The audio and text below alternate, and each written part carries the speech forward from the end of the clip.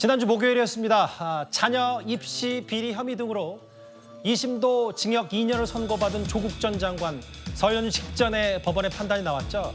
이 재판부는 반성하지 않는다 이렇게 다시 한번 조 전 장관을 강하게 비판했었습니다.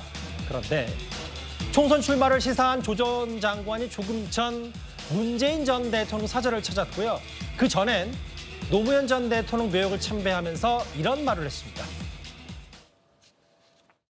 제가 2월 8일 정치 참여에 관한 입장문은 제가 이미 아마 전송을 한 것 같고 그 정치 참여의 일시와 방법에 대해서는 내일 부산에서 상세한 말씀을 드리겠습니다. 국민 여러분께 드리고 싶은 말씀은 이 한마디입니다. 법무부 장관으로 임명되었을 때 저의 역할은 검찰개혁을 위한 불쏘시개가 되고자 하는 것이었습니다. 이제 저는 무도하고 무능한 윤석열 검찰 독재 정권의 조기 종식과 민주공화국의 가치를 회복하기 위한 불쏘시개가 되겠습니다. 불쏘시개가 돼서 제가 하얗게 타더라도 걸어가겠습니다. 감사합니다. 응원합니다. 일단 저 메시지부터 먼저 만나보겠습니다. 조금 전에 저희 영상과 사진으로 문 전 대통령 평산마을 예방 모습도 사진으로 좀 등장을 했고요. 바로 저 모습. 이제 문 전 대통령 측이 나와 있고 조 전 장관이 정장에 파란색 넥타이를 착용하고 조 전 장관을 기다리는 모습. 멀리서 저희 취재진이 찍은 조 전 장관의 모습. 그리고 문 전 대통령이 계단을 올라오고 있고요. 앞에 아마 김종숙 여사인 듯합니다.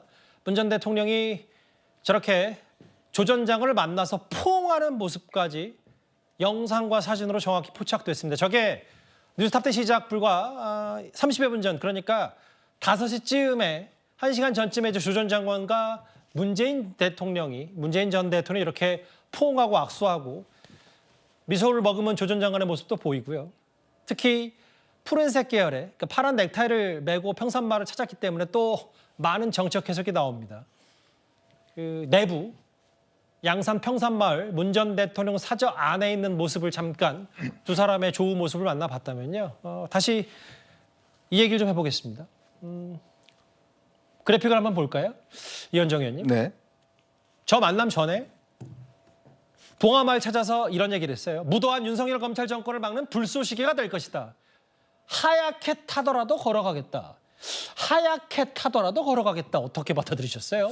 그래서 말은 참 멋지게 하는데 불쏘시개 그렇게 본인이 돼야 되나요? 누가 하라고 한 사람도 없는데 저렇게 말로만 저렇게 번지를 하게 자꾸 이야기를 하는데요. 지금 조국 전 장관이 해야 될 일은 본인이 더군다나 법학자지 않습니까? 예. 자, 그러면 무슨 검찰개혁 그러는데 이제는 법원개혁을 내 것이죠. 왜냐하면 검찰은 기소를 했습니다. 근데 법원이 지금 1심, 2심 전부 다 유죄를 내렸잖아요.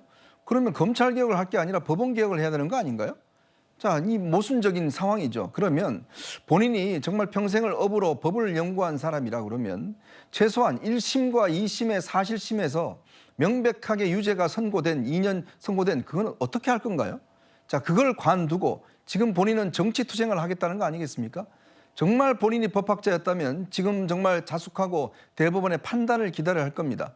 자, 그게 법학자로서 할 일인데 지금 이 상황에서 검찰을 개혁하겠다, 이 정권의 조기 종식을 하겠다, 불쏘시개가 되겠다, 될 필요 없습니다. 누가 불쏘시개 하라고 그랬습니까? 그거 할 필요 없고요. 본인은 자숙하는 것만 지금 해야 될 일인데 저렇게 본인의 사법적 이 불법을 저렇게 정치적인 문제로 넘어가겠다는 정말 나쁜 지금 행태를 저는 보여주고 있다. 그거를 지금 문 전 대통령이 끌어안으면서 격려해주고 있다. 이게 바로 부조리입니다. 이게 바로 전 정권의 부조리고 586들의 운동권, 기득권 세력들이 지금 나타나고 있는 거예요. 왜 저렇게 노무현 대통령 앞에서 저렇게 고개를 숙일 저는 지금 그런 자세가 되어 있는 건가요? 본인이 정말 떳떳하다고 그러면 저게 가서는 안 되죠.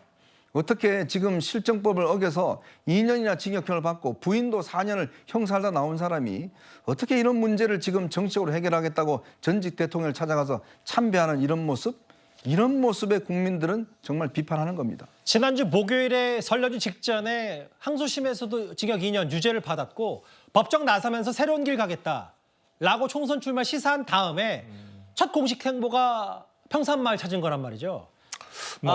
친문 표심을 좀 가져오겠다는 여러 심산도 좀 있는 거예요? 아무래도 조국 신당을 같이 준비했던 분들의 어떤 주류가 예. 과거에 문재인 정부에서 청와대에서 같이 근무를 했던 분들이 굉장히 많거든요. 지금 뭐 리셋코리아라고 하는 단체가 어찌 보면 조국 신당의 모태가 될 수도 있는데요.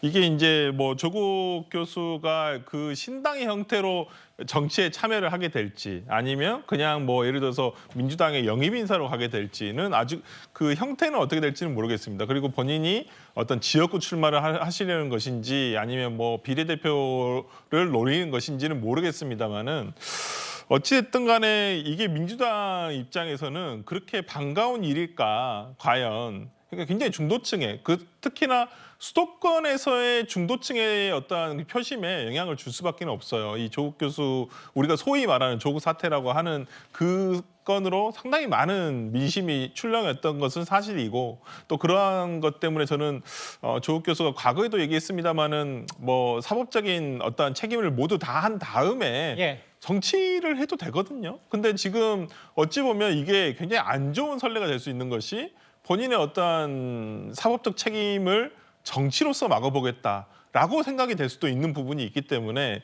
이 부분을 민주당이 어떻게 받아들일 것인가라는 부분에 있어서 상당히 앞으로 좀 고심이 되지 않을까라는 생각을 해봅니다. 오늘 내일 바빠요. 조 전 장관이 구장차장님. 네. 2시에 노 전 대통령 묘역 참배했고 하얗게 불태우겠다라고 했고 양산 평산마을 찾아서 문 전 대통령 조금 전에 이렇게 포옹까지 했고요. 내일 부산에서 고향인 부산에서 총선 관련 입장을 발표하는데 구시장님께서 대체적인 취재가 된 게 있습니까? 조 전 장관 앞으로 뭐 어떻게 한답니까? 여기 내일 발표해서? 제가 뭐 조 전 장관 측하고 가까운 그 취재원이 없어서 취재한 바는 없고요. 예. 그냥 약간 뇌피셜을 좀 담아서 말씀을 드리자면 예. 오늘 그리고 내일 행보는 아마 사실상 창당 선언이고 정치 참여 선언이고 예. 만약에 조금 더 나간다라면 이 문재인 대통령의 길을 걷기 위해서 부산 사상구 출마까지는 거론할 가능성이 있지 않나 이렇게 예상이 됩니다. 왜냐하면 이 조 전 장관의 경우에는 이 민정수석으로 있고 법무부 장관이 임명될 때까지만 하더라도 예. 뭐 차기 주자로서 이렇게 부상할 그 가능성이 높지 않았습니다. 하지만 법무부 장관이 임명된 이후에 부산에 가서 지인들과 함께 그 술자리를 나누면서 올린 SNS 사진이 뭐였냐면 이 대선 진로 좋은 데이.